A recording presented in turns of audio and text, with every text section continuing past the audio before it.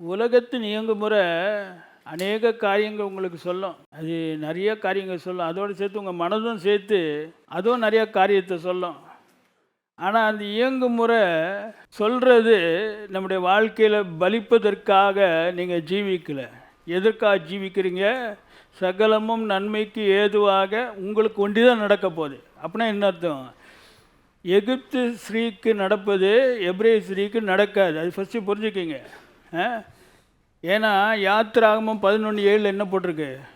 That you may know how that the Lord doth put a difference between the Egyptian and the Israelite. எகிப்தியனுக்கும் இஸ்ரவேலனுக்கும் கர்த்தர் உண்டு பண்ணும் வித்தியாசத்தை நீங்கள் அறியும்படிக்கு. அந்த இடத்துல அவங்க சொன்னாங்க, எபிரேய ஸ்திரீகள் எங்களை போல இல்லைப்பா, அவங்க வித்தியாசமாக இருக்காங்க, அவங்களுக்கு எல்லாமே ஆட்டோமேட்டிக்காக நடக்குது, யாரோ ஒருத்தர் உதவி செய்கிறாரு.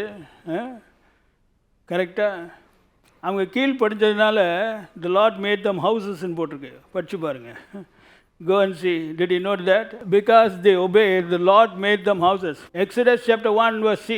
And it came to pass, because the midwives feared God, that he made them houses. மருத்துவச்சிகள் தேவனுக்கு பயந்ததினால் அவருடைய குடும்பங்கள் தலைக்கும்படி செய்தார். பார்த்தீங்களா?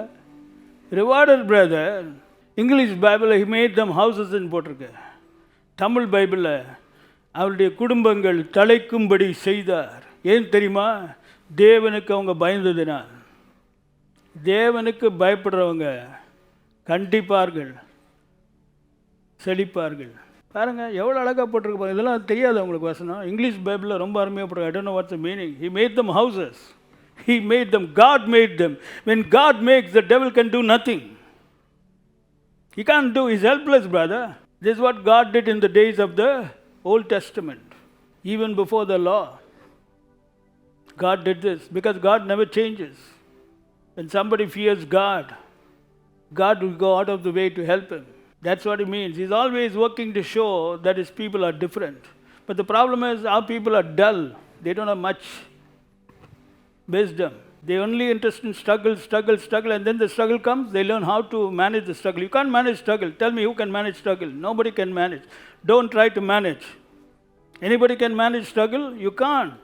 That's why you got to be wise, brother. What do you think this is? This is a reward.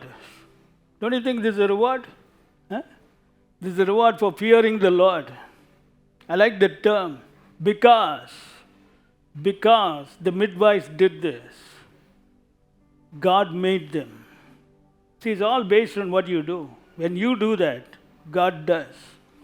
So today get excited because we're living in wonderful times.